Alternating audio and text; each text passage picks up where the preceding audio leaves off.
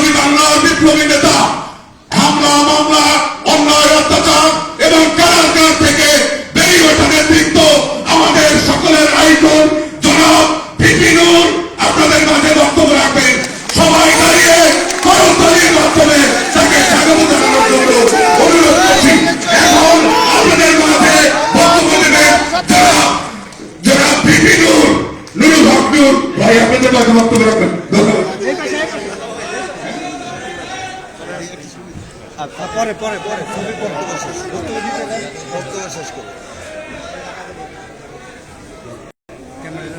বিসমিল্লাহির রহমানির রহিম। আপনারা সকলে বসতে পারেন, দাঁড়িয়ে থাকার কষ্ট করার দরকার নাই, আপনারা অনেক কষ্ট করেছেন। প্রথমেই আপনাদেরকে ধন্যবাদ এবং শুভেচ্ছা জানাচ্ছি যে আপনারা সারা দেশের সিটি কর্পোরেশন এবং পৌরসভার কাউন্সিলর বৃন্দ আজকের এই প্রোগ্রামে আমাকে অতিথি করেছেন। এটা আমার জন্য সম্মানের আপনাদের এখানে আসাটা। কিন্তু আসলে পরিস্থিতি এখন এমন যে আমাদের পূর্ব নির্ধারিত অনেক প্রোগ্রামে আমাদের থাকা হয় না, যাওয়া যায় না।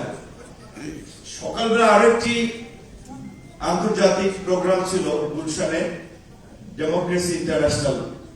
তাছাড়া আমার আরো একটা মিটিং ছিল, সেখানে আমার থাকার কথা, যে কারণে ওখান থেকে যাওয়া আসায় আপনাদের এখানে আসলে আগে থেকে নির্ধারিত হওয়া সত্ত্বেও আসা সম্ভব হয় না। তিনটে আমার বাচ্চাদেরকে নিয়ে আমার হসপিটালে যেতে হবে, তারপরে আপনাদের এখানে আসছি, আমার এখান থেকে সরাসরি যেতে হবে। তো প্রথমে আপনাদের দাবি দেওয়ার যে বিষয়টি, আপনারা নির্বাচিত কাউন্সিলর, আপনাদেরকে সরকারি প্রজ্ঞাপনে আপনার বাতিল করা হয়েছিল, আপনারা সেই পদ আপনারা ফেরত চান, এটির প্রতি আমাদের সমর্থন এবং সংহতি। বিশেষ করে 5ই অগস্টের পরে পরিবর্তিত পরিস্থিতিতে এখনো আসলে দেশে যে একটা অস্থিরতা বিরাজমান, আপনারা সেটা লক্ষ্য করছেন। স্বাভাবিকভাবেই একটা অন্তর্বর্তীকালীন সরকার গঠিত হয়েছে, তাদের কোনো শক্তিশালী রাজনৈতিক সংগঠন নাই, যার ফলে প্রতিনিয়ত তাদেরকে নানান ধরনের ঘটনা এবং অঘটনের মধ্যে দিয়ে যেতে হচ্ছে।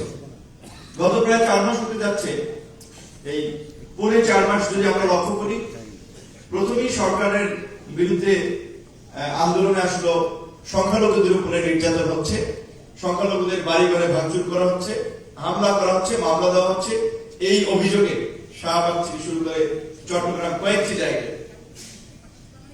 তারপরে বিভিন্ন কমিউনিটির লোকজন তাদের পদোন্নতি, বেতন ভাতা দাবি দেওয়ার নিমিত্তে ধারাবাহিক আন্দোলন সংগ্রাম, বয়স বৃদ্ধি, এই আন্দোলনগুলো করতে লাগলো এবং একটা পর্যায়ে আনসারের আন্দোলন আমরা দেখলাম। সর্বশেষ যেই ছাত্ররা, যেটা অনেকে খুব গর্ব করে বলেছেন যে তাদের ছেলেরা আন্দোলনে গিয়েছে, পানি কেনার জন্য টাকা দিয়েছেন, খাবার কেনার জন্য টাকা দিয়েছেন, নিজেরা পাশে থেকেছেন। এই যে আমাদের ভবিষ্যতের আশা আকাঙ্ক্ষা, বা আমরা যেটা বলি যে তরুণরা আমাদের সমাজের একটা নতুন সম্ভাবনার দ্বার উন্মোচন করেছে, আমাদের আমি মনে করি সিনিয়র সিটিজেন তাদের চোখ খুলে দিয়েছে যে আসলে এই যে একটা ফ্যাসিবাদী শাসন ব্যবস্থা চলছিল, যার অত্যাচার নির্যাতন নিষ্পেষণে সাধারণ মানুষ কার্যত এক প্রকার নিষ্প্রাণ হয়ে যাচ্ছিল। এক স্বাধীন সার্বভৌম রাষ্ট্র হিসেবে বাংলাদেশটা বিপন্ন হওয়ার পথে ছিল, তার বিরুদ্ধে তারা দাঁড়িয়েছে এবং একটা পরিবর্তন এনেছে। সেই ছাত্ররা সিটি কলেজ, ঢাকা কলেজ সংঘর্ষ, সোহরাওয়ার্দী কলেজ, কবি নজরুল কলেজ, কিংবা ইন্টারমিডিয়েট পর্যায়ে মাহবুবুর রহমান মোল্লা কলেজ থেকে ব্যাপক সংঘর্ষ, এবং সেখানে সরকারের যে আইন শৃঙ্খলা বাহিনী এবং গোয়েন্দা সংস্থা, তারা স্পষ্টতই ব্যর্থ হচ্ছে সরকারকে আগাম তথ্য দিতে এবং সেই অনুযায়ী ব্যবস্থা নিতে। এবং চট্টগ্রামে বিশেষ করে যে ঘটনাটি ঘটেছে, নিশ্চয়ই আপনারা সকলে লক্ষ্য করেছেন, খুবই মর্মান্তিক ঘটনা এবং বর্বর ঘটনা, যে এইভাবে মানুষকে হত্যা করতে পারে, যে একজন হিন্দু সম্প্রদায়ের নেতা, তাকে গ্রেপ্তার করা হয়েছিল। ওকে, তার যদি জামিনের বিষয় থাকে, তার অনুসারী যারা, তারা বিক্ষোভ দেখাতে পারে, প্রতিবাদ করতে পারে। কতটা হিংস্র হলে, জঙ্গলি স্বভাবের হলে এইভাবে একজন আইনজীবী, সরকারি নিয়োগকৃত এপিপি, তাকে হত্যা করলো। এবং কাণ্ডটা দেখেছে ইন্ডিয়ান মিডিয়াগুলোতে ফলো করে প্রচার করছে, ইন্ডিয়ান মেইন স্ট্রিম অনেক মিডিয়া, কেউ কেউ বলছে যে তিনি আপনার এই যে সেই ইসকনের নেতা চিন্ময় ব্রহ্মচারী তার আইনজীবী ছিলেন। কোন কোন মিডিয়া বলছে যে তাকে হিন্দু বলে আপনার হত্যা করা হয়েছে। সম্পূর্ণ একটা প্রোপাগান্ডা, যেই প্রোপাগান্ডা ওই শাহবাগে সেই হিন্দু সম্প্রদায়ের আন্দোলন নিয়েও ইন্ডিয়ান মিডিয়াগুলো অপপ্রচার চালিয়েছিল। সেখানে আমাদের পররাষ্ট্র মন্ত্রণালয় গতকালকে একটা শক্ত পজিশন নিয়ে ভারতের এই মিথ্যাচারকে, বিবৃতির প্রতিবাদ জানিয়েছে। এই সাহসী পদক্ষেপে আমরা তাদেরকে ধন্যবাদ জানাই। কথাটা আপনাদের এই প্রোগ্রামে বললাম এই কারণে, স্বাভাবিকভাবে মিডিয়ার বাইরে না হলে যাওয়ার সময় বলবে যে এই শুধু একটু কথা বলেন। তো যে কারণে আমরা বললাম যে দেখেন, এইখানে হিন্দু সম্প্রদায়ের অনেকে আছেন, বিশ্বাস করে আছেন। স্বাভাবিকভাবে আমরা হিন্দু, মুসলিম, বৌদ্ধ, খ্রিস্টান বিভিন্ন ধর্ম বর্ণের মানুষ মিলিত এই বাংলাদেশ, এবং এইখানে বিশেষ করে সাম্প্রদায়িক সম্প্রীতির যে নজির, হিন্দুদের পূজায় কোন মুসলমান বিশেষ করে না যায়? মুসলমানদের ঈদ এবং কোরবানিতে হিন্দু অনুসারী ভাইয়েরা, বিশেষ করে বাংলাদেশের জনসংখ্যার দিক থেকে তো মুসলমানদের পরে হিন্দুদের অবস্থা, তাদের ব্যবসা বাণিজ্য উৎসব সেটা ঈদ কোরবানিকে ঘিরে স্বর্ণের দোকানদার বলেন, সেলুনে নাপিত বলেন, কিংবা আপনার অন্যান্য ব্যবসায়ী বলেন। তো এই যে আমাদের মধ্যে একটা সামাজিক মেলবন্ধন, এখানে কোনো সাম্প্রদায়িক সহিংসতা, সাম্প্রদায়িক সংঘাত নাই। যেই ঘটনাগুলো ঘটছে, যাবৎকাল ঘটছে, এগুলো অনেকগুলো ঘটনা পলিটিক্যালি মোটিভেটেড, অনেকগুলো ঘটনা ব্যক্তি স্বার্থে ঘটে। যেমন আমার এলাকায় গলাচিপা উপজেলায় আমার হিন্দু সম্প্রদায়ের কিছু নেতৃবৃন্দ এসেছিল মন্দির নিয়ে, তাদের দ্বন্দ্ব মন্দিরের জায়গা নিয়ে। কার সাথে একজন ব্যক্তি ওই মন্দিরের জায়গায়, যেটা বলে আপনার তিনি তার জমি বলে দাবি করছে, আবার এদিকে যারা এই কমিটির লোকজন তারা তাদের একটা প্রতিষ্ঠান। তবে দ্বন্দ্বটা কিন্তু হিন্দুতে হিন্দুতে। আবার অনেক জায়গায় দেখা যায় এরকম হিন্দু মুসলমান জমি ক্রয় করছে, যেটা একেবারেই দুইজন ব্যক্তির মধ্যে কিংবা দুইটা পরিবারের মধ্যে। সেই ঘটনাকে সাম্প্রদায়িক হিসেবে জাতীয় পর্যায়ে রূপ দেওয়া হচ্ছে। বিশেষ করে এই যে আপনার, আমি কিছুক্ষণ আগে একটি পত্রিকায় দেখলাম যে 12ই সেপ্টেম্বর প্রথম আলোতে একটি রিপোর্ট প্রকাশিত হয়েছে, যেখানে বলছিল যে 5ই অগস্ট থেকে এই পরিবর্তনের পর 20 অগস্ট পর্যন্ত 1068টি হামলা হিন্দু সম্প্রদায়ের লোকজন তাদের বাড়িঘর হামলার ঘটনা ঘটেছে।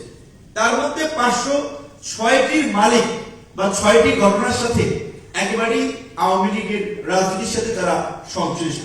যদিও আমার ব্যক্তিগত প্রত্যাশা একটি হামলা এবং অঘটন ঘটবে না, এটাই আমি চাই। এবং আমাদের দলের কোন নেতৃবৃন্দ কোথাও কোনো এই ধরনের হামলা করেছে এই রকমের কোন ঘটনা আমার মনে হয় কেউ দেখাতে পারবে না। কারণ আমরা এই সহিংসতা, এই অপরাজনীতি আমরা বন্ধ চাই। কিন্তু এই ঘটনাগুলো ঘটছে, দেখা যায় তারা আওয়ামী লীগের রাজনীতিতে ছিলেন। চট্টগ্রামে, ঢাকায়, ঢাকা বিশ্ববিদ্যালয়, আপনাকে এক্সাম্পল বলতে হয়, ঢাকা বিশ্ববিদ্যালয়ে ছাত্রলীগের সভাপতি ছিলেন সঞ্জিত চন্দ্র দাস, বাড়ি ময়মনসিংহের গৌরীপুর। আমি ডাকসুর ভিপি 28 বছর পরে নির্বাচন হয়েছে, শিক্ষার্থীদের নির্বাচিত প্রতিনিধি। আমার রুমে গিয়ে তারা আমাকে শাসালো যে এখান থেকে বের হইলে খবর আছে। শেষ পর্যন্ত সেদিন 2019 সালের 22 ডিসেম্বর বাঁকা, আমার এখনো মেরুদণ্ডে ব্যথা সেই দিন সে হামলার ঘটনায়। এখন আমি যদি মামলা করি, এখন যে সে সময় আমার মামলা নেওয়া হয় না, নিত না, এখন তো মামলা নিবে। সঞ্জিত চন্দ্র দাস সেই সময় জগন্নাথ বিশ্ববিদ্যালয়ের ছাত্রলীগের নেতা, অন্যান্য আছে, ছাত্রলীগের সাধারণ সম্পাদক ছিলেন সাদ্দাম। এখন সঞ্জিত চন্দ্র দাসের ঘটনাটা কি সাম্প্রদায়িকতার বিবেচনা আসবে? সবচেয়ে ঢাকা বিশ্ববিদ্যালয়ের ছাত্রলীগের সাদ্দাম সহ তার আগের যে সমস্ত 4-5টা কমিটির মধ্যে সঞ্জিতকে দেখা আমার দৃষ্টিতে সবচেয়ে উগ্র একটা মানসিকতার ছেলে ছিল। অন্যান্য ছাত্রলীগের নেতৃবৃন্দ ছিল, তার মতো উগ্র আমি অন্যদের মাঝে দেখিনি। তাহলে এটা কি সাম্প্রদায়িকতার ঘটনা হিসেবে এটা চিহ্নিত হবে? তো আপনারা এখানে কাউন্সিলর এসেছেন, আপনাদের মাধ্যমে মেসেজ যে আপনারা যেহেতু সারা দেশে রুট লেভেলে কাজ করেন, এই ব্যক্তিগত স্বার্থ সংশ্লিষ্ট বিষয়, ব্যবসায়িক বিষয়কে যারা সাম্প্রদায়িক ঘটনা হিসেবে রূপ দেওয়ার চেষ্টা করবেন, এগুলো নিয়ে আপনারা একটা প্রতিবাদ করবেন। এবং আমাদের এখানে হিন্দু অন্যান্য ধর্মাবলম্বী ভাই বোনরাও থাকলেও অনুরোধ করবো আপনাদেরকে, দেখেন আপনাদের নাম বেচা, মাথা বেচা তারা ইন্ডিয়ান এম্বাসির হাই কমিশনার দাওয়াত খায়, ওইবার থেকে কিছু ডলার পায়। প্রত্যেক বছর তাদেরকে দাওয়াত করে নিয়ে যায়, বিভিন্ন প্রোগ্রামের নাম দিয়ে 5 স্টার 3 স্টার হোটেলে রাখে, খাওয়া দাওয়া করায়, আসার সময় লাখ-5 টাকা দিয়ে দেয়, 2 লাখ টাকা দিয়ে দেয়। এই বিভিন্ন সংগঠন করে এইখানে তারা ওইখানকার এজেন্ডা বাস্তবায়নে নানা ধরনের অঘটন ঘটায়। এবং চট্টগ্রামের ঘটনাটা আমি বিশ্বাস করি সাধারণ কোন হিন্দু এর সাথে জড়িত ছিল।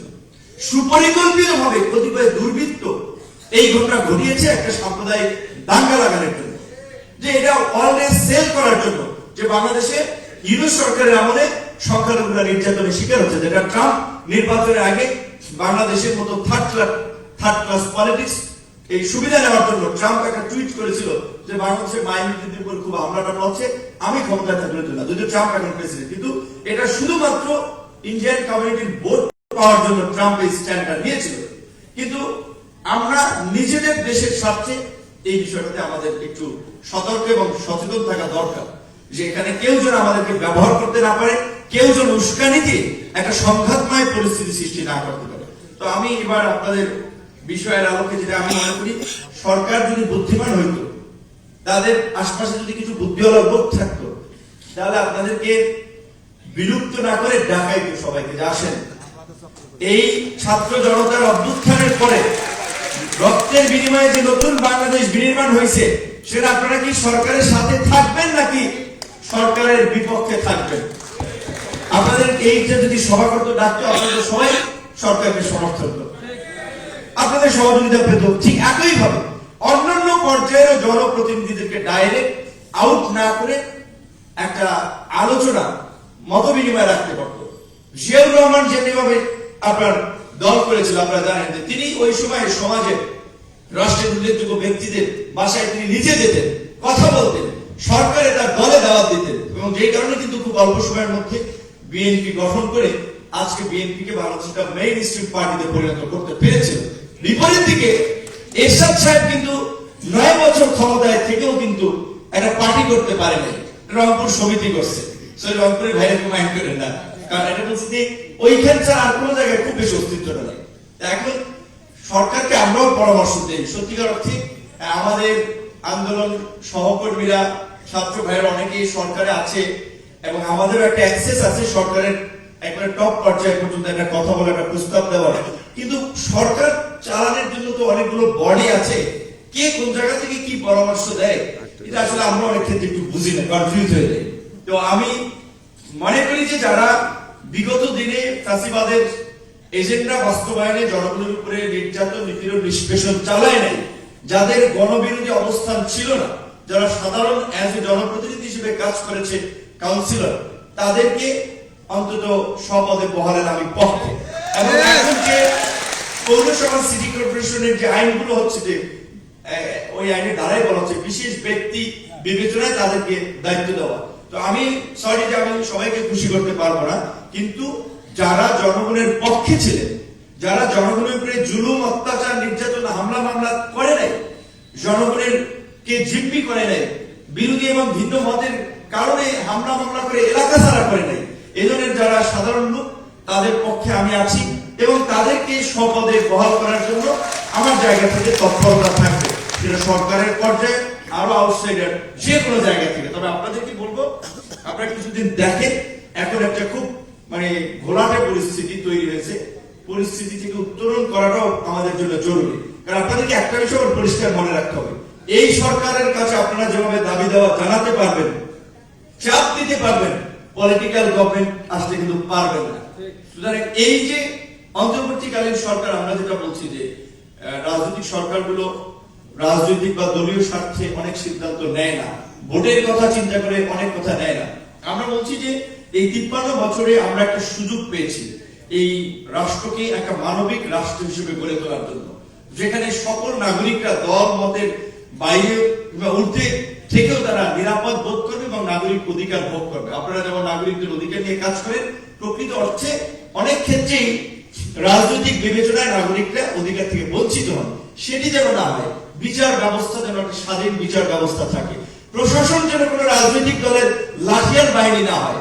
যদি এখনই আমরা কিছু আলামত দেখতে পাচ্ছি, প্রশাসন একদিকে ঝুঁকে যাচ্ছে, হেলে যাচ্ছে, এটা বিপদের লক্ষণ। তো কাজে এই প্রশাসন যেন একদিকে হেলে না যায়, কিংবা সাংবাদিকরা অনেক মনে করছে যারা আপকামিং পাওয়ার পার্টি, সো তাদের কাভারেজটা ভালো দিতে হবে, বৃষ্টি যেদিকে ছাতা সেই দিকে, এই মানসিকতা পরিবর্তন করতে হবে। যার জন্য আমরা বলছি গোটা রাষ্ট্রের একটা সংস্কার প্রয়োজন। সেক্ষেত্রে অন্তত সরকারের একটা নির্দিষ্ট সময় প্রয়োজন। তো সরকারকে ক্ষমতায় থাকতে হলে জনভিত্তি এবং জনসমর্থনের পাশাপাশি এই যে যারা জনপ্রতিনিধি, তাদের সাথে একটা কানেক্টিভিটি দরকার। তো আমরা আমাদের এই কথাগুলো সরকারের কাছে পৌঁছে দিব। আশা করি সরকার আপনাদের সমর্থন এবং সহযোগিতা এই সুযোগ হাতছাড়া করবে না। সবাই ভালো থাকবেন, ধন্যবাদ। আসসালামু আলাইকুম।